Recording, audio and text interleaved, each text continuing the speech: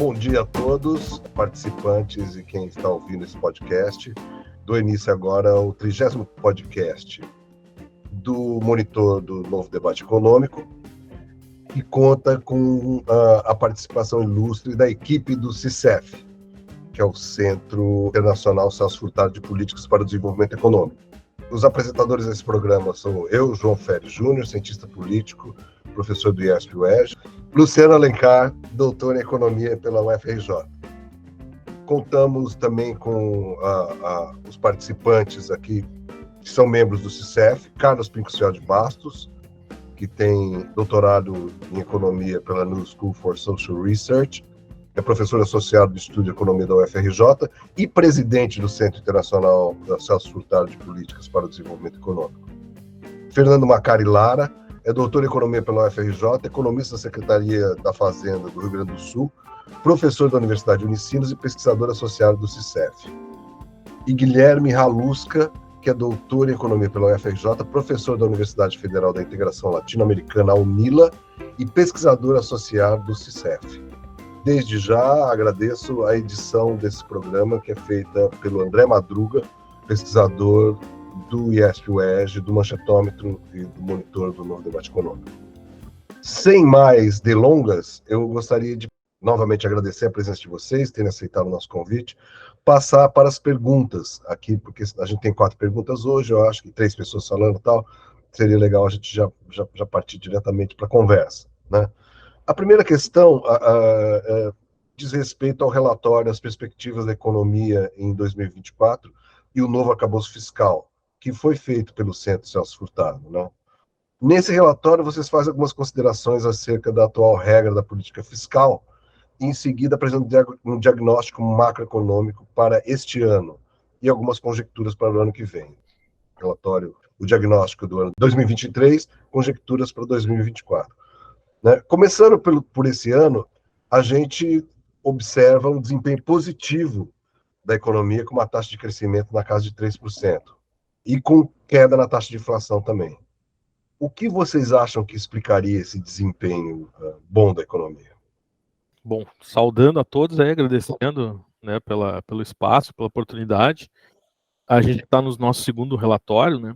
E antes de mencionar essa questão do ano, talvez uma importante observação inicial, que a gente tem tentado fazer uma interpretação da conjuntura brasileira e das questões que envolvem a política econômica, né, a partir de uma visão teórica, né, bastante explícita, digamos assim, né? Ou seja, a gente está tentando fazer a leitura das variáveis, né, dos dados que estão disponíveis a partir da leitura teórica de que o crescimento da economia é liderado pela demanda. Né? E quando a gente diz que é liderado pela demanda, não quer dizer que isso seja simples, apenas que é uma perspectiva a partir da qual a gente parte para então tentar olhar para as variáveis que a gente entende relevantes dentro dessa perspectiva teórica. Né? Então, não tem como a gente explicar aqui, né, tudo que envolve isso, mas está nos relatórios, então o pessoal que se interessa pode consultar. No que diz respeito ao ano de 2023, de fato, né, a gente está observando aí um crescimento econômico relativamente bom, né, se a gente olhar o histórico aí dos nossos últimos anos. E a explicação passa por alguns pontos, assim. Em primeiro lugar, acho que o desempenho das exportações, né, vem sendo bastante melhor do que o que era esperado, surpreendeu a todos. Né, então as exportações vêm crescendo num ritmo bastante bom, né, um ritmo aí de próximo aos 10% ao ano. Então esse é um elemento importante, bastante exógeno, né, digamos assim, bastante. Tem uma segunda questão aí que talvez a gente elabora um pouco mais no relatório, que é que esse ano a gente está sob a vigência então da assim chamada PEC da transição, né, que acabou permitindo aí um crescimento também bastante forte da despesa pública, né? Então esse é um outro componente aí de crescimento da despesa a nível agregado que tem contribuído bastante para o crescimento positivamente esse ano. Se a gente olha também nas contas nacionais, né, nos dados do IBGE, a gente vai ver que tem um outro componente lá que tem sustentado também de forma importante, que é o consumo das famílias, né? Só que aí para analisar a questão do que determina esse crescimento do consumo das famílias, já tem algumas nuances assim um pouco mais, né, algo um pouquinho mais complexo, porque sofre influência justamente tanto desses dois fatores que eu já falei, as exportações e a política fiscal, as despesas públicas, né, quanto de outros elementos, né, que ocorre na economia. Ou seja, então, daria para dividir mais ou menos em duas partes. Assim, tem uma parte do consumo que depende das condições do crédito, né? E esse componente a gente entende que nesse ano ainda não foi, né, ainda não se mostrou tão dinâmico, né? Talvez ele no ano que vem, dado que as taxas de juros estão caindo, né, começaram a cair ao longo desse ano, é possível que esse vetor do consumo, né, que está vinculado com operações de crédito, ele possa ir melhor o ano que vem, mas esse ano ele ainda não se mostrou muito dinâmico. Tem uma outra parte do consumo que nos parece um pouco mais dinâmica esse ano, que foi a parte vinculada à questão do poder de compra dos salários, né? Então, como a gente teve uma melhora esse ano do poder de compra dos salários, esse fator pode ter dado uma ajuda também aí no consumo das famílias. Né? Para falar um elemento que não tem ajudado é o básico, o investimento privado. Né? O investimento privado ele tem sinalizado uma tendência bem pior, né? Comparado com essas variáveis. Então, em síntese, né? Tentando responder de uma forma simples a questão, eu acho que a gente poderia colocar nesses pontos. Principalmente o desempenho foi liderado pelas exportações, né? Por uma política fiscal que esse ano teve a possibilidade de um crescimento das despesas, importante, né? E esse elemento aí da recuperação do poder de compra dos salários, né? O efeito da queda da taxa de juros parece já em curso, mas ainda acho que vai ficar para o ano que vem, né? Esse elemento dinamizar o consumo e, portanto, o crescimento econômico. Você me permite uma perguntinha assim, derivada? Claro.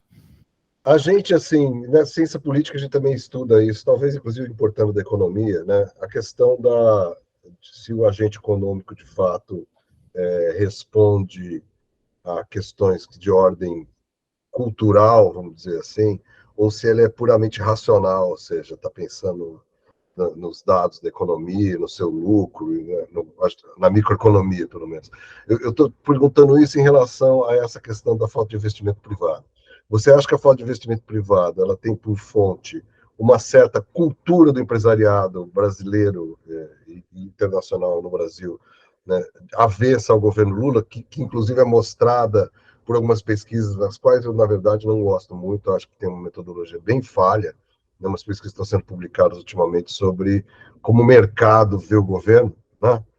Assim, mas existe uma desconfiança, uma desaprovação fortíssima. E essa pesquisa, eu acho que ela trabalha basicamente com operadores do mercado financeiro, né? Mas você acha que isso tem a ver com essa falta de investimento? Ou na verdade, os investidores privados, devido a uma certa falta de demanda que você mesmo disse, ou seja, como o consumo não está aquecido, eles não estão investindo porque o empresário privado responde à demanda? Eu acho que é evidente que tem influência, né? Não é dizer que não tem, mas no geral a gente percebe assim um comportamento do investimento que é exatamente isso que você disse por último. Assim. Ele responde basicamente às necessidades de crescimento do estoque de capital, de crescimento da demanda projetada, né? Então eu acho que tem certos momentos que se estabelece essa contradição, né? Que você mencionou, que assim, quer dizer, a demanda está crescendo, os empresários projetam a necessidade de aumentar o estoque de capital, ocorre investimento, mesmo que ele não goste do governo que está, né, em mandato. Isso, por vezes, ocorre. Né? Ou seja, então fica uma situação um pouco estranha, mas se a gente olhar a trajetória do investimento aí nas últimas décadas, me parece que ele é explicado por nessa hipótese que a gente utiliza, né, uma das hipóteses importantes justamente que a gente utiliza, que é essa de que o investimento é algo que responde, né, às expectativas de demanda e ao grau de utilização da capacidade, né? Então me parece que nesse momento o investimento não está tão dinâmico e não há nenhuma razão muito profunda para isso, a não ser justamente que a gente ainda não chegou, né, um ponto em que não significa que a gente não possa chegar, né? O ano que vem, que a gente possa sustentar um ritmo de crescimento da demanda e da produção que venha a trazer uma expectativa de continuidade desse crescimento, uma utilização da capacidade existente elevada, e isto deverá, né, independente da opinião que, que os empresários tenham sobre o governo, é claro que chega um momento que isso pode gerar tensões mais profundas e tal, mas acho que para uma recuperação do investimento, né, nessa linha mais conjuntural, vai bastar uma sustentação, né, por um tempo mais longo desse crescimento da demanda e da produção. Posso fazer uma intervençãozinha, João? Claro, por favor. Bom, primeiro fiz uma propaganda aqui, não, quase institucional, que o querido colega Guilherme Alusca tem um artigo sobre a relação entre investimento e crescimento, em termos históricos. Podem botar lá, Guilherme Alusca, Economia e Sociedade, que acabou de sair na revista da Unicamp, e é muito claro, a correlação é muito boa, entendeu, João? A correlação entre crescimento da demanda e investimento. Então, empiricamente, isso é muito, muito forte, facilmente perceptível e demonstrável. Um ponto que eu acho importante é que o Fernando não falou, talvez porque você não também perguntou especificamente, mas entre as coisas ruins que aconteceram esse ano foi o desempenho da indústria. A indústria continua não crescendo. A indústria brasileira continua, entendeu? Apesar da demanda estar crescendo, os serviços estarem crescendo muito fortemente, o desempenho da indústria continua muito medíocre. Se você olhar em termos de longo prazo, a nossa produção industrial não valores antigos, entendeu? Historicamente antigos. Então, e a gente sabe que o investimento industrial é o mais pesado. E se você olhar a utilização da capacidade da economia brasileira, ainda está, a gente chama de 80%, você não usa toda a capacidade em nenhum lugar do mundo, sempre é uma capacidade abaixo, e os capitalistas deixam uma folga para, se a economia aquecer, eles poderem usar essa folga. Tá? Nós estamos na folga, nós estávamos abaixo da folga e chegamos no 80%. Então, assim, apesar da economia ter crescido esse ano, ela ainda não está naquele nível que os caras, opa, vamos, entendeu? Naquele nível, vamos agora a gente vai. Então, a sinalização da própria demanda corrente, da demanda não é tão forte assim. Isso é importante dizer. E a indústria está... Por exemplo, se o investimento retomar, a indústria vai crescer. Por quê? Porque o setor de bem de capital é da produção industrial. Então, esse eu acho que é um problema que é estrutural e conjuntural, porque isso não melhorou nada, é o mau desempenho da indústria. Com o mau desempenho da indústria vem também um impacto negativo sobre o investimento. Tanto, e é meio, entendeu? É meio retroalimentado. Se a indústria cresce menos, o investimento cresce menos, o investimento cresce menos, a indústria cresce menos. Então, a gente está com um problema que é muito mais estrutural da economia brasileira e está demandando esses debates sobre reindustrialização e tem tanta gente que é contra, vai entender por quê. Mas, entendeu? Só quero dizer isso, que é uma trajetória que ainda está muito abaixo de níveis antigos e o próprio nível de utilização da capacidade não está tão aquecido, apesar do bom desempenho da economia esse ano. Para reforçar um pouco o que o Fernando e o Custódio já falaram, acho que também é importante ressaltar que para ter um aumento sustentado do investimento, é preciso ter expectativas de um crescimento sustentado da demanda, né? Então, o Brasil vinha crescendo pouco nos últimos anos, né? Esse ano, em 2023, especificamente, o PIB provavelmente vai crescer um pouco mais, mas não há expectativas de que o país cresça 3% ao ano nos próximos anos, né? Vai crescer 3% esse ano, nos próximos anos já vai crescer menos, né?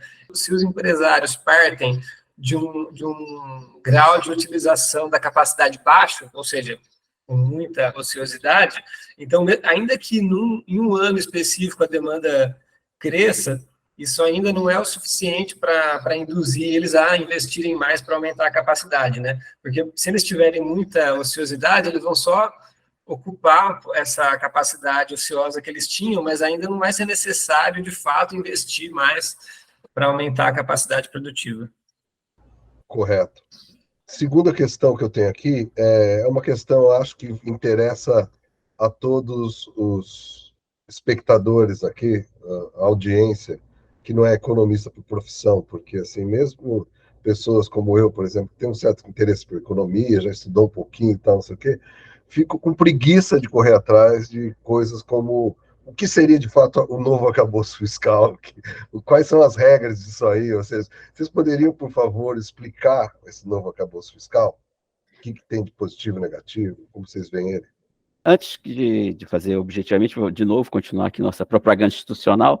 Quem quiser olhar o nosso relatório, está lá no nosso site, www.centro Celso Furtado, tudo junto, centrocelsato.org.br. Uma coisa, vai estar difícil, o Google, o Chrome diz que é inseguro. Não é inseguro, vocês não vão pegar nenhum vírus, tá? Pode ficar tranquilo. E podem baixar lá, se esforcem para baixar. Óbvio, quem quiser ler, se esforça para baixar, contra tudo e contra todos. Contra o Google, que está querendo bloquear nosso... E a gente não tem vírus nenhum, podem ficar tranquilos. Bom, então, vamos falar um pouco sobre... Primeira coisa, como o Fernando falou aqui no início, nosso boletim, está já no segundo número, ele assume claramente uma postura teórica. O que eu acho que outras pessoas deviam fazer também. Outros intérpretes e outros que, na verdade, as práticas, né, as políticas econômicas, elas não estão num vazio. Elas são consequências de alguma fundamentação teórica específica, tá? E eu digo assim, uma mentira repetida 1000 vezes vira uma verdade. Essa é muito forte. Mas, assim, uma interpretação repetida 1000 vezes parece que é a única que existe. E não é verdade. Vou dar um exemplo, as pessoas falam a regra fiscal como se um país não tivesse regra fiscal, fosse um louco, vivesse num universo paralelo. Tal. Regra fiscal, para vocês terem noção, elas começaram a existir na década de 80. Até 85, existiam menos de 10 países com regra fiscal. E o mundo não tinha acabado antes, pelo contrário, o mundo até crescia mais do que cresce hoje, tá? Depois, hoje em dia, você tem, eu estou dando dados de 2021. O Carlinhos, só para esclarecer, o que você está chamando de regra fiscal é algum tipo de regulação de lei que limite o gasto público em relação ao que o Estado recebe, é isso? Não, isso é uma boa pergunta, se você fez. Só para fechar aqui, em 2021 você tinha 105 países, tá? Então, esse tipo de regra, chamada de regra fiscal, é algum tipo de limitação sobre algum agregado do governo, tá certo? Você pode ter um agregado, por exemplo, bem o caso do Brasil, porque para as pessoas já para poder localizar melhor. O Brasil passou a ter regra fiscal a partir de 1999, tá? Quando se estabeleceu o sistema de metas de inflação. No caso do Brasil, a nossa regra dizia respeito ao déficit primário. Tá? O déficit primário é tudo que se arrecada, tudo que você gasta, menos os juros da dívida, subtraído tudo que se arrecada. Tá? Você pode ter regras fiscais sobre outras variáveis quantitativas do setor público. Depois, o Brasil, a partir de 2017, passou a ter uma regra fiscal sobre o gasto. Então, você não podia crescer em termos reais o gasto. Há países que têm regra fiscal sobre a dívida. Então, você não pode crescer a dívida acima de um certo limite. Tá? O Brasil, curiosamente, tem duplicações de regras fiscais. Então, o Brasil, por exemplo, tem um negócio chamado regra de ouro. O Brasil só pode ter déficit para financiar o investimento público, não pode ter déficit para financiar o gasto corrente. Tá? Então, o que a gente chama de regra fiscal, o que a literatura consagrou como regra fiscal, são regras, essas são normas com algum grau um pouco mais restritivo ou não, mas jurídicas, né, colocadas na ordem jurídica, tá? De constrangimento e restrição sobre variáveis quantitativas do gasto público, da receita não, mas do resultado, como a gente chama, que é o déficit, tá? Ou da dívida que é uma consequência do resultado. Então, isso que é regra fiscal, desse nome.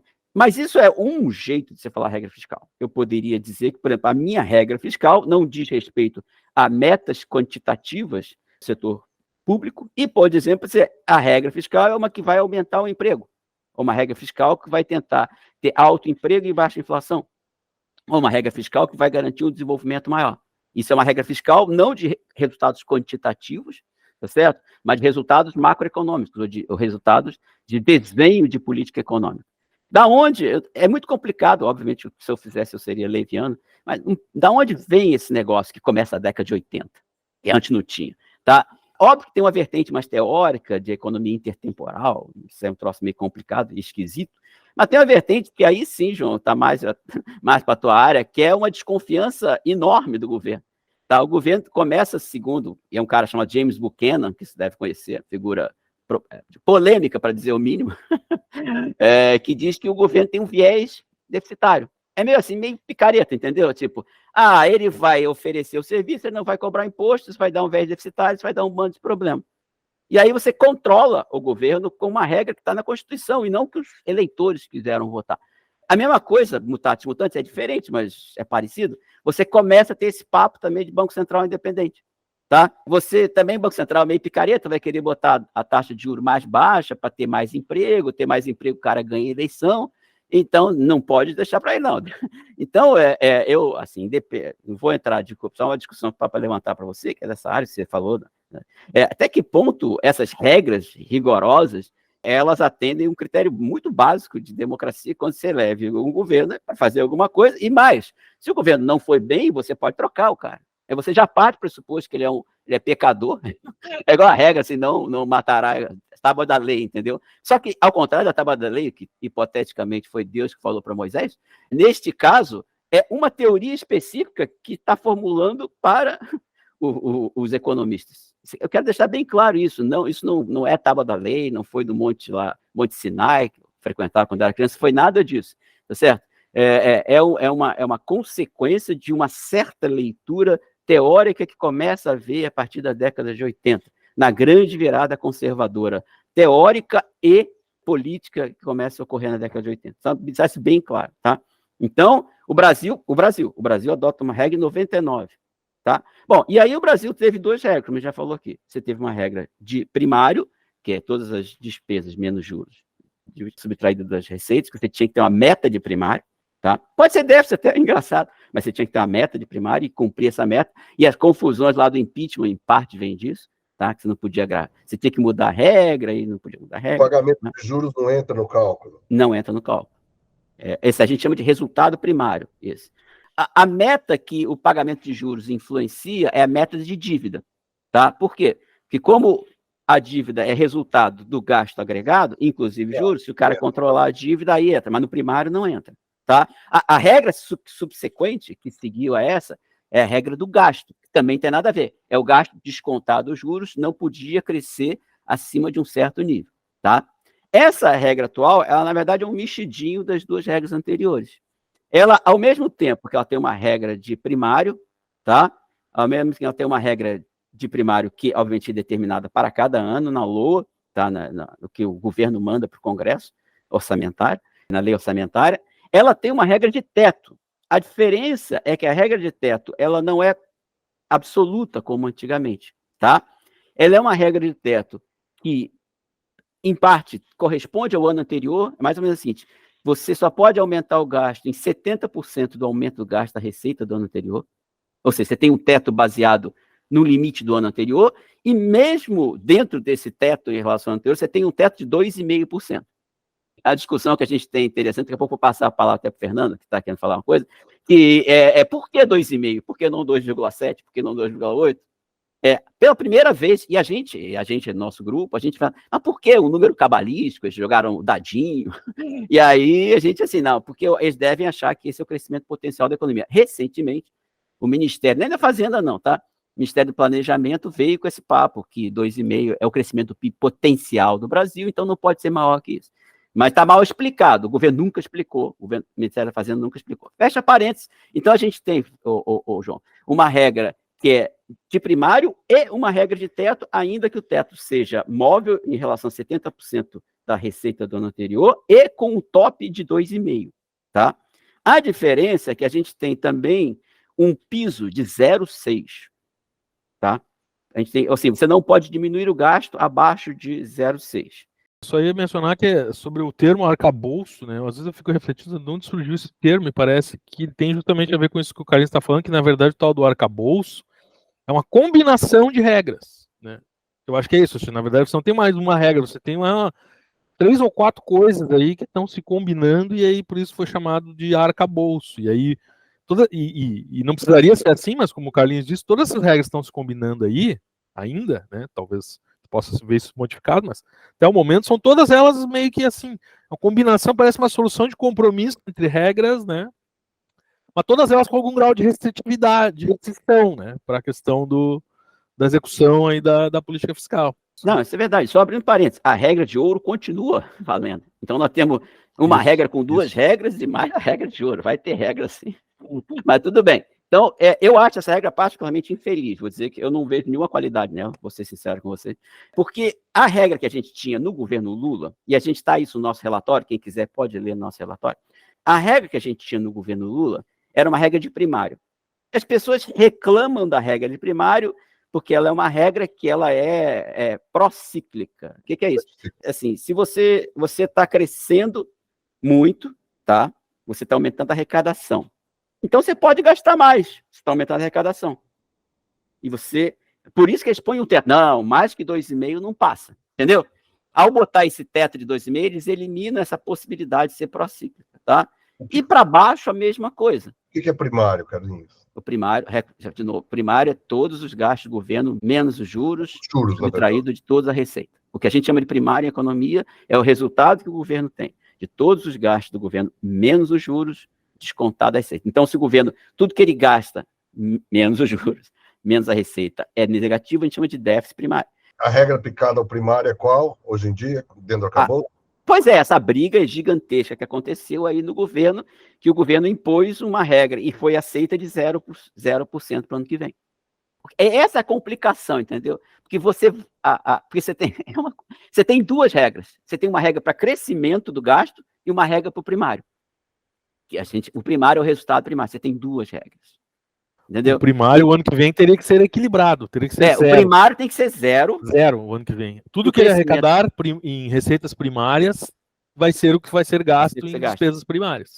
Ah, tá. O primário é o resultado das despesas contra a arrecadação, é isso? Exatamente. Ah, tá. Eu pensei que o ano que vem tem que ser zero. Despesas primárias, não. Desculpa, ano que vem tem que ser zero. O que a gente chama de primário, o que os economistas chamam de primário... Na verdade, é déficit primário, né? O déficit Exato. Não, a gente não chama de déficit primário, que pode ser superávit. Pode ser superávit. Então a gente chama de primário para just in case, né? Claro. Mas é um exercício, assim, é o resultado. Exatamente. A palavra correta é resultado primário. Tá, mas para cortar o assunto, a gente chama de primário, mas você tem toda a razão. O nome correto é resultado primário. Entendi. Tá? Então, assim, eles assumiram um gasto, um compromisso de ser zero, mas e a regra que pode ser até 2,5? Veja bem, o gasto, ano que vem, ele não bate na regra 2,5, porque pelo crescimento da arrecadação tributária do ano passado, o máximo que o governo poderá crescer é 1,7 de gasto público. Porque é uma somatória, né? Então, digamos, a primeira regra é quanto cresceu a arrecadação do ano passado, na verdade, é de junho a julho, é meio defasado, é 22, 23, não interessa, tá? Sobre isso, você faz a conta, põe 0,7. Quando pegou isso e fez 0,7, deu 1,7. Se, por acaso, a arrecadação tivesse crescido mais do que não sei o que, vezes 0,7, 2,5, o teto seria 2,5. Exatamente. É para controlar mesmo, é para não deixar crescer. Onde já se viu crescer em taxas chinesas, né? Não é permitido. Não, mas seria para a gente crescer um pouco, não seria, são chinesas, assim, a nossa arrecadação podia crescer por outras razões também. Não, podia, por que não, né? Sei lá. Podia, mas não cresceu, assim, não cresceu, e o máximo que você pode crescer esse ano é 1,7. Esse aqui é o troço. O máximo, você não vai nem bater do teto 2,5, entendeu, João? Claro. O problema é o que o Fernando falou. Como você tem um outro limite, que é o limite zero, se por acaso o crescimento da receita, e depois eu acho que o Guilherme vai falar, que as hipóteses que o governo está fazendo para ser zero são muito fortes, são absurdas, a gente vai mostrar que são absurdas, tá? A tendência, João, é o seguinte, quem vai mandar é o primário, não a regra do crescimento do gasto. Você vai fugir do zero, se começar a ter déficit, você vai começar a cortar o gasto. E pode ser que a gente não tenha o gasto de 1,7. Tudo dentro do esperado, negativamente esperado, pode ser que o gasto cresça ainda menos que 1,7. Então, você vai ter esse ano, graças à PEC Transição, que você dá um crescimento de 8,9%, quase 9% do gasto, isso ajuda a economia a crescer, e ano que vem você vai ter, no máximo, 1,7%. Então, você já está, digamos, como o pessoal está do mercado, né? Você já está comprando um baixo crescimento do ano que vem, por causa de uma regra que eu acho absolutamente inadequada. E aí, porque só para terminar, acho que não sei se para os nossos queridos ouvintes podcast piorou a compreensão ou ajudou, espero que tenha ajudado, porque não é culpa minha, tá, gente? Quem inventou essa regra, somando regra em cima da outra, foi o governo, tá? Mas o que o governo fala, João, é o seguinte, essa regra é contracíclica, né? Isso é ruim, porque quando você tinha no governo Lula a economia crescendo, a arrecadação crescendo, o governo gastava mais, isso acelerava a economia. Agora não, porque agora tem uma regra de 1,7 para esse ano e 2,5 para o resto da vida. 2,5 enquanto durar essa regra. Então você não vai crescer mais que 2,5 o gasto, você não vai conseguir acelerar o crescimento da economia.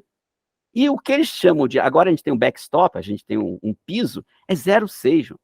Imagina se você cresce 0,6% do PIB, que é o menos que você pode crescer, que grande apoio você vai dar para segurar a economia numa recessão. Imagina se a exportação cai 3%, o consumo privado cai 2%. Mas o governo vai gastar 0,6%. Caramba, isso vai dar uma maior força espetacular. Entendeu? Então, ela é uma combinação, eu acho, inteiramente equivocada. Acho que o governo Lula não sei se o Lula foi mal instruído, aí não vou entrar no mérito das questões, tá? Mas é muito ruim, ao contrário do Lula 1 e Lula 2, que o Lula 1 e Lula 2, você tinha regra só de primário, então você podia aumentar o gasto quando aumentava a arrecadação. Agora, você não pode, você tem um teto de gasto. Então, a pergunta é, qual é a vantagem? Nenhuma. Qual é o resultado ruim? Vários. Bom, realmente a questão do novo arcabouço fiscal não é simples. Inclusive, queria falar quem nos ouve aqui que a gente tem um episódio aqui no nosso podcast, que é o número 21, que é específico só sobre o arcabouço fiscal. Mas, de modo geral, é isso, né? Tem um piso e um teto para o crescimento dos gastos e uma meta de superávit primário, déficit primário. Inclusive, nas últimas semanas, a gente observou um grande debate, né? No qual o ministro Haddad saiu vitorioso, em que se determinou que o déficit primário para o ano que vem deve ser zero. Ou seja, as receitas devem condicionar um gasto de mesma magnitude, excluindo os gastos com os juros de amortizações da dívida pública. Eu queria saber, isso é discutido bastante no relatório, quais são as condições necessárias para que esse déficit zero seja atingido, uma vez que a gente já tem essa restrição aos gastos públicos, e provavelmente a gente não vai ter um desempenho tão bom das exportações ano que vem como esse ano. O que o governo espera que aconteça com a economia, em especial com os outros gastos, para que a base de arrecadação cresça de tal forma que permita que seja feito esse déficit zero? Para além das receitas extraordinárias que o Haddad vem caçando, né, taxando apostas, fundos exclusivos, o que o governo espera que aconteça com os outros gastos? Até que ponto essa meta de déficit zero é de fato factível? Bom, então, a gente discutiu isso, né, no último relatório, né? Então, o que acontece, né? Basicamente, vamos supor, né, que o governo não mude a carga tributária, certo? Então, o que vai acontecer com o resultado primário vai depender se o gasto público cresce mais ou menos que o PIB, né? Então, se o gasto público crescer menos que o PIB, o peso dos gastos no PIB vai diminuir. Para uma dada carga tributária, né, o resultado primário vai melhorar, né? Aí, se você ainda considera que pode ter aumentos da carga tributária, isso também vai ajudar o governo a atingir uma determinada meta de resultado primário, né? Só que, como a gente já comentou, a gente está usando uma abordagem teórica onde o crescimento ele é liderado pela demanda, né? Então, a gente está levando em conta também o fato de que esse crescimento dos gastos públicos e esse aumento de impostos vão impactar, né, o próprio crescimento do PIB, né? Então os cenários que a gente fez, né, para o governo atingir a meta fiscal, né, foi, bom, primeiro a gente fez um cenário supondo, né, que o governo tem uma meta de déficit, que o governo tente zerar o déficit primário, né, ano que vem, e um outro cenário onde a gente considera que poderia haver um déficit primário de 0,5% do PIB, né? E o governo também está tentando implementar medidas para aumentar a arrecadação, né? Então, se o governo conseguir aumentar todos os aumentos de impostos que ele pretende, né? Isso resultaria num aumento da carga tributária como proporção do PIB, né? De cerca de 1,5 pontos percentuais.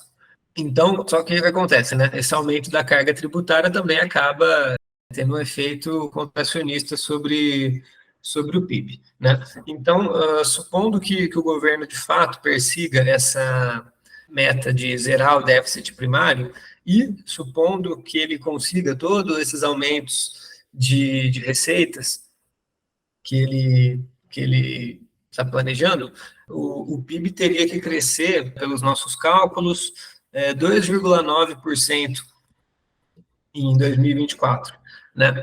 Então, esse cenário hoje não parece ser muito provável. Só uma coisa, isso não é do cenário nem do governo, tá? Isso é bom para ficar claro. na LOA do governo não está o 2,9 que seria necessário. É muito estranho, mas é verdade. Sim, é bem lembrado, Pixfeld.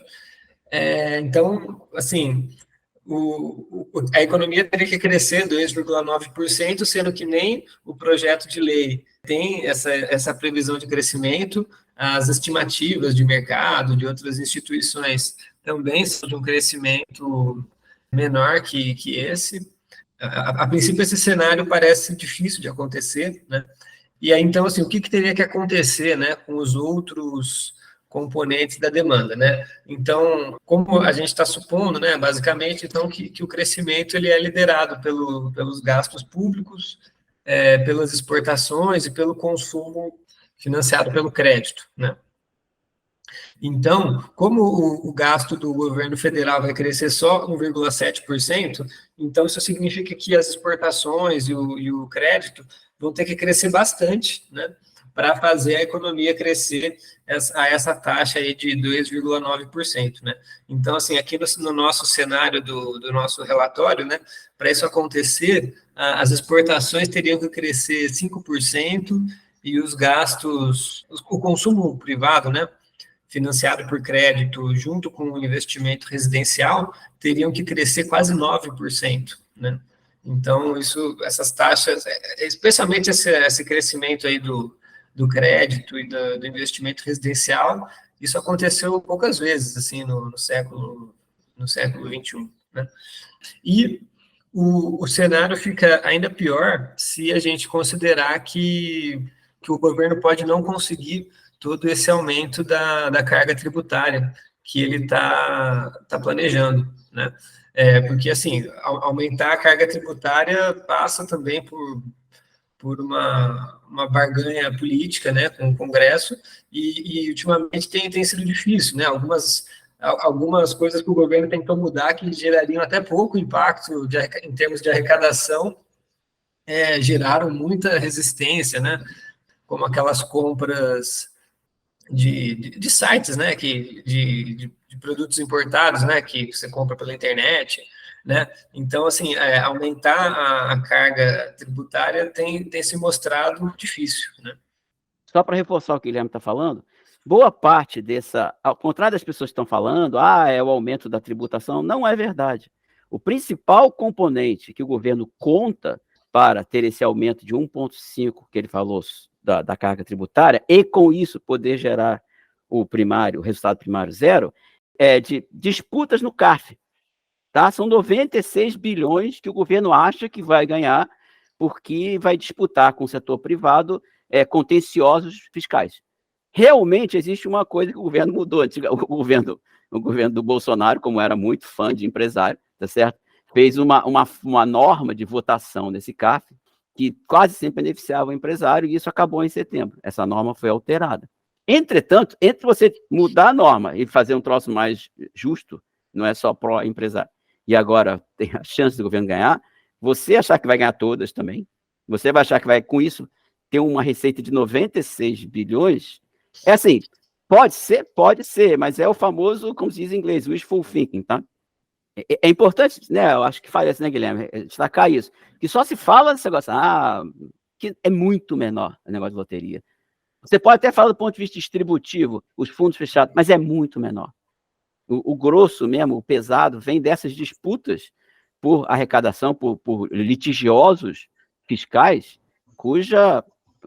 Entendeu? Então, esse que eu acho que é um ponto, né, Guilherme? A hipótese otimista do governo, a otimista, é estranhíssima, porque ela gera um crescimento que o próprio governo acha que não vai dar, e parte, como ele falou, de uma hipótese muito, muito, muito doida sobre o crescimento do gasto privado. Então, e assim, né, só para completar, né, é claro que aí, o que acontece? Se o governo não conseguir esse aumento da carga tributária, o que vai acontecer? Vai acontecer que o PIB precisaria crescer mais para que os impostos cresçam nesse montante necessário, né? Então, os impostos podem aumentar ou pelo aumento da carga tributária ou pelo aumento do PIB. Então, para você zerar o déficit, os impostos precisam crescer num certo montante, e aí se você não consegue aumentar a carga tributária, então o PIB precisaria crescer ainda mais para conseguir zerar o déficit primário. Então, ou seja, se o governo não conseguir aumentar a carga tributária nesse montante que ele planeja, a economia teria que crescer mais do que esses 2,9% que eu falei agora há pouco, né? Teria que crescer mais do que isso. Quanto maior for essa frustração de aumento de receitas, mais a economia teria que crescer, e então mais teriam que crescer as exportações ou os gastos, os chamados gastos autônomos privados. Aparentemente é um grande otimismo, né? Tanto com esse aumento das receitas, quanto dos gastos privados, quanto das exportações. Eu acho que essa estratégia, especialmente do ministro Haddad, né, de fazer esse arcabouço tão comedido, de apostar no método de déficit zero, é uma questão que politicamente precisa ser muito debatida. Acho que isso daria margem para um podcast inteiro sobre isso. Mas uma vez que a gente tem esse baixo crescimento dos gastos públicos, a gente tem uma expectativa de queda das taxas de juros, qual o prognóstico que vocês lá do Centro Celso Furtado estão fazendo para o ano que vem, no que tange a economia brasileira? Eu poderia colocar uma questão, o Guilherme explicou ali os cenários, né? Eu acho que o nosso quarto cenário ali, eu acho que ele é interessante justamente quanto algo que não é, depende de algumas hipóteses, mas acaba sendo, acho, um cenário mais razoável, assim, dentro né, daquilo que a gente está observando. Assim, o que é o nosso quarto cenário? É o governo não conseguir aumentar o tanto de carga tributária que ele pretende, né? Ele aceitar que vai ter um déficit primário, né? Então, ou seja, ele não vai conseguir fazer o aumento de carga tributária que ele pretende com as medidas que ele está prevendo, total, vai conseguir uma parte, metade, né, Guilherme, eu acho. Não obteria o equilíbrio, né, o zero no resultado primário, pequeno déficit primário de 0,5%, e nesse caso, se, né, como está previsto, o gasto público crescer 1,7%, as exportações e os gastos autônomos privados, ou seja, esses liderados por crédito, crescerem uma taxa mais ou menos 5%, a gente teria mais ou menos uma repetição do ritmo de crescimento que a gente está observando para esse ano, né? Ou seja, então, disso, você já tem uma coisa aí que aponta esses nossos exercícios, que é isso, de para que a gente possa manter o ritmo, né, que a gente está observando esse ano, ou seja, não acelerar, né, significativamente, manter o ritmo, a gente precisa dessas condições. A gente precisa dessas condições, ou seja, exportações crescendo 5%, o gasto liderado por crédito crescendo 5%, né? Supondo o limite aí que existe, né, está dado para o crescimento do gasto público de 1,7%, né? A gente combina essas três hipóteses aí, que não são, né, são, digamos assim, são até razoáveis, mas combinando isso também com o governo aceitar que ele não vai conseguir um déficit primário, né? Que ele vai ter um déficit primário, que, portanto, ele vai ter que deixar essas despesas públicas crescerem a 1,7, não menos, né, o que não é uma coisa que não está garantida, né, porque, como o Carlinhos falou antes, se no início do ano, né, começar a ficar claro que esse equilíbrio do primário não for atingido, é muito provável que você vai começar a ter contingenciamento, né? E aí, qual será o efeito disso exatamente sobre a conjuntura do ano que vem? Então, essa é uma questão bastante relevante e aberta. Mas se esses contingenciamentos não forem feitos, se o governo aceitar que vai ter um pequeno déficit e não conseguir sucesso nessas medidas de tributação, então a gente poderá ter uma repetição do cenário desse ano. Então, acho que eu estava olhando depois, acho que esse nosso cenário, o cenário 4 ali, ele aponta para isso, né? Para quais as condições que a gente precisa para ter meramente uma repetição. É óbvio que a gente gostaria que tivesse um crescimento maior, né? Mas a gente vê que tem muitas coisas aí que tem que se combinar, né, para o ano que vem, para a gente poder ter apenas uma repetição, né? Acho que estão dadas essas condições aí. Não, só um comentário, botar um pouco até o João aqui na roda, que é o seguinte, o governo faz essas contas estranhas, não vou nem como é que ele chegou no 2,5%, nunca explicaram também, porque zero, se o zero é compatível com a taxa de crescimento, que ele mesmo diz que é outra, independente dessas coisas, existe essa mitologia que se você não botar zero, coisas horríveis vão acontecer. Óbvio que tem um lado que é teórico, não vou entrar aqui, que é um pouco mais complicado, Mas tem um lado político, zero é bom. Porque... bom, supostamente no Brasil, como disse o João, os empresários têm uma força terrível, vão ficar gritando na Globo News, deve ser. E aí, coisas horríveis acontecem. Agora, vê esse cenário que a gente está falando aqui. Suponha que a gente acha super razoável, tá? Que você tenha frustração da receita. A frustração da receita implique em redução do gasto abaixo do 1,7, tá? Lembrando que esse ano está 8,9 para esse crescimento de 3.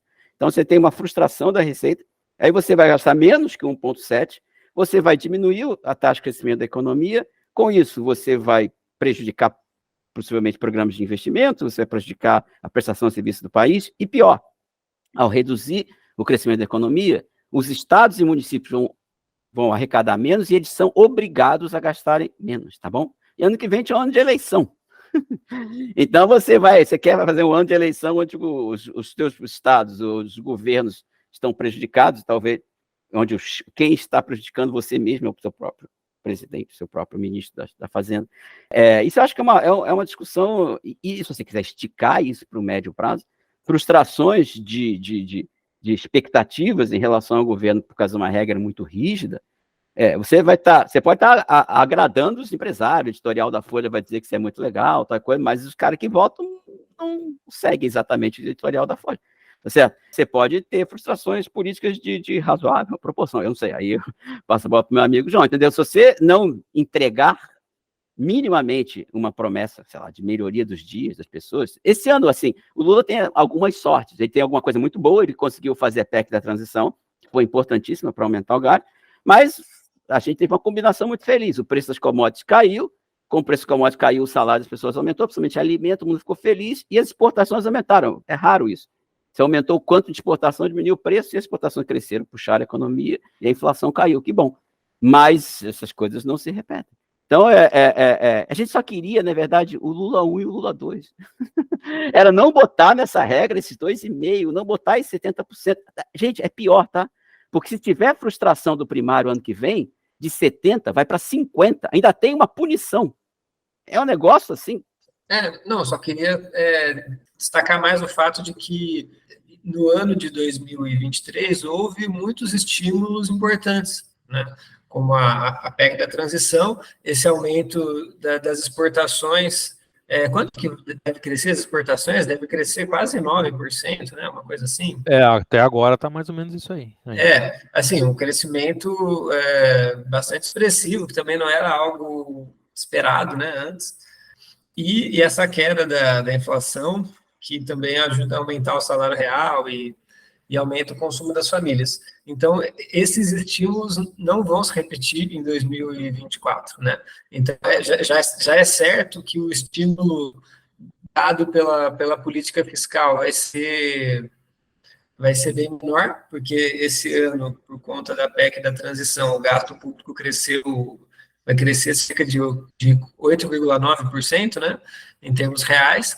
Ano que vem vai crescer, a previsão inicial é de crescer 1,7%, podendo crescer até menos, caso o governo faça contingenciamentos, né, se ele vê que ele não vai conseguir atingir a meta, né.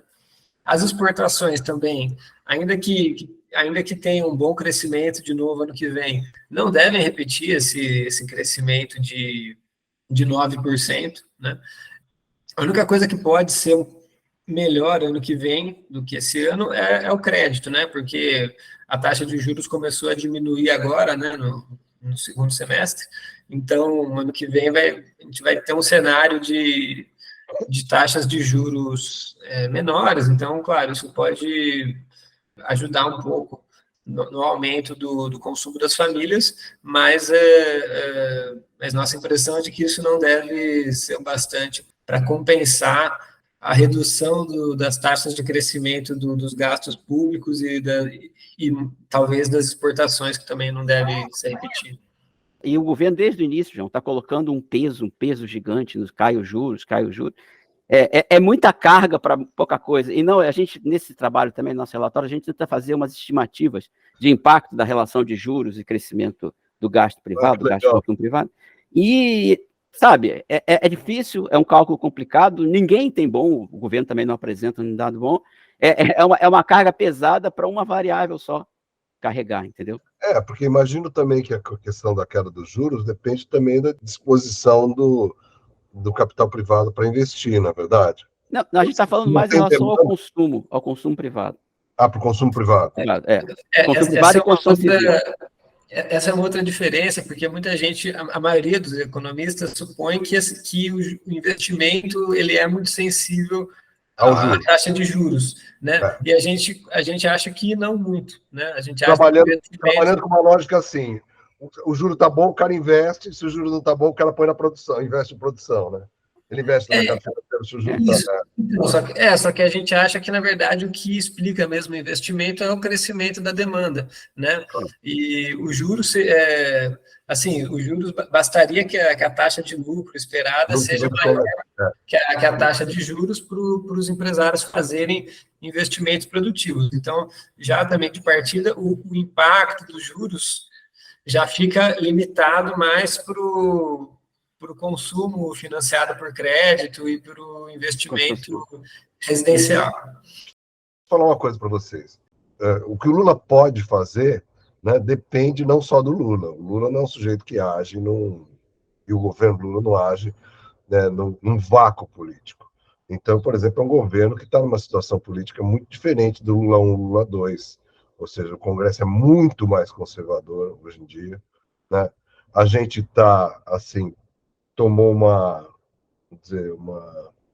um banho de neoliberalismo desde do Temer, ou seja, massacrante, na verdade.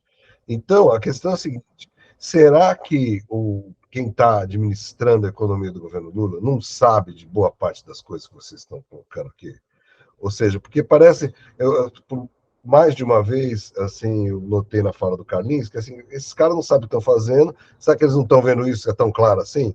Será que eles não sabem de boa parte disso? Ou seja, bom, João, é uma questão de ignorância. Isso que não, eu não é questão de ignorância. Assim, eu como ser cidadão e como economista, gostaria que eles me dissessem por que 2,5? Por que, assim, se você quer brigar com o Congresso, por que você já entra para o Congresso com uma regra ruim? Porque, tudo bem, você vai apanhar no Congresso? Vai, mas não vai com essa... Assim, eu quero voltar ao Lula 1, quero voltar a uma regra de meta, por exemplo, tá, João? Aí vai que o Congresso põe um teto. Paciência, o Congresso é assim. O meu ponto é que, pelo menos aí eu não vou entrar com você, nosso chefe aqui, mas você, quando faz um embate, você começa a ser igual a negociação de sindicato, você pede 50, paga 30. Sim. Né? O que me espanta nessa história toda é os caras virem com essa meta zero, para quê? Que a gente acabou de ver que não é quase infactível. Precisava ser zero? Tá bom, aí você manda meio ou um negativo, aí o Congresso diz, não, é zero. E aí quando der errado, este Congresso imbecil mandou ser zero. E eu não tenho culpa, eu mandei ser 1. Tá? Ou então, eu vou fazer uma regra primária ou uma outra regra menos pior do que essa, assim, este Congresso conservador. Entendeu? O meu problema, e aí eu, de novo, vou com a sua expertise, eu quero dizer assim, eu não consigo entender essa regra de querer ex ante puxar o saco dos conservadores, entendeu? Faz algum enfrentamento você vai levar uma burdoada boa. Eu falei que o governo Lula 1 e o governo Lula 2 tiveram uma importante participação na aceleração do crescimento, mesmo mantendo a regra de primário. Isso fui eu e Fernando que escrevemos isso no artigo lá há muito tempo atrás, está publicado pela revista Fé, eu, Fernando e o Roberto Rodrigues, atual reitor da Universidade Rural. Ele falou assim, gente, vocês ficaram gritando contra o governo Lula 1 do primário, mesmo com o primário ele aumentou o gasto, e aumentando o gasto ele acelerou o crescimento e melhorou os serviços públicos. O meu problema, isso que eu estou falando, entendeu, João? Meu problema é você já fazer uma proposta de regra muito ruim, quando vai para o Congresso a tendência é piorar. João, só a última, eu sei que o Fernando tem que... Quando veio esse projeto, eu por acaso falei com um deputado, e eles falaram que não ia ter contingenciamento. O governo falou na regra que não ia ter contingenciamento, tá? E esse deputado falou assim, esses caras estão malucos, quando eles mandarem para o Congresso, vai entrar o contingenciamento, porque o Congresso é conservador. Então você mandou uma regra com 0, e aí os caras põem o contingenciamento, e aí no contingenciamento você entra pelo canto, entendeu? Você faz uma regra toda ruim, mas com troço, não, isso eu não vou dar para eles não. Aí eles põem a cerejinha do bolo conservadora. Então, eu sei disso, mas será que essa é a melhor estratégia? Eu tenho dúvidas, mas isso é uma conversa mais longa. Eu acho que o Fernando quer falar alguma coisa. Eu acho que essa questão aí é bem importante, né? Assim, no sentido, claro que o governo está fazendo uma composição, né, com outras forças e tudo, mas eu acho que tem uma questão de fundo aí que a gente tem colocado, né, Carlinhos, aí nos relatórios e nos textos que a gente escreveu recentemente, que é um pouco assim também, de apontar o seguinte: olha, tem uma expectativa muito grande sobre esse governo, né, dado justamente o que ocorreu lá em Lula 1, Lula 2 e o que a gente viveu nos últimos 4 anos, tem expectativa muito grande de que muitas coisas boas possam ser feitas e possam ser recuperadas. A gente também tem essa expectativa. O que a gente tem tentado avaliar é justamente se essa macroeconomia que está sendo projetada vai permitir Vai comportar isso. que essas coisas todas aconteçam. A gente está com uma certa dificuldade de ver justamente caber toda essa expectativa nessa, digamos assim, nesses parâmetros um pouco rebaixados aí de política macroeconômica que a gente está vendo, né? E aí a gente tem o medo da frustração, João. Esse que é o Exato. problema. Para ilustrar um pouco o que o Pincocelli falou agora, a minha impressão, né, é que não houve muita contestação no Congresso da proposta inicial do novo arcabouço fiscal do governo. Então, a sua essência ali acabou sendo aprovada como o governo propôs, que é o intervalo, né, para o crescimento das despesas entre 0,6% e 2,5%, as despesas vão aumentar 70% do aumento da arrecadação, se não cumprir o primário num ano, vai aumentar só 50%, esse núcleo duro, digamos assim, do arcabouço fiscal, acabou sendo aprovado como o governo propôs. Então, assim, apesar do Congresso ser conservador, quanto a isso, praticamente não houve discussão, isso foi acatado. A discussão acabou sendo em torno de outros temas que, do meu ponto de vista, são secundários, são como que tipo de receitas que iam entrar no cálculo das receitas, se inclui as receitas extraordinárias ou não, se inclui o dividendo das estatais ou não, né? Mas então, assim, me parece que o governo começou já pedindo muito pouco para o Congresso. Bom, gente, está na hora da gente encerrar aqui. Queria agradecer imensamente a participação de vocês todos, do Carlos Pincocelli de Bastos, Fernando Macari Lara, Guilherme Haluska, e também aqui ao meu co-host, meu outro apresentador, Luciano Alencar, e também agradecer ao trabalho do André Madruga, que é responsável pela parte técnica do nosso podcast. Esse foi o 30º podcast do Monitor do Novo Debate Econômico. Espero contar com vocês para podcasts futuros, porque esse assunto é um assunto, como vocês cansaram de dizer aqui, é um assunto que vai depender muito do que vai ocorrer nos anos vindouros, tal, apesar de eu acho que corretamente, como vocês disseram, as perspectivas não estarem muito boas, porque as regras parecem que não serem boas, né? Mas a gente nunca sabe, as coisas na economia podem ser piores do que a gente imagina e às vezes podem ser melhores também, né? As coisas não é uma ciência totalmente exata. Muito obrigado a todos, então até a próxima.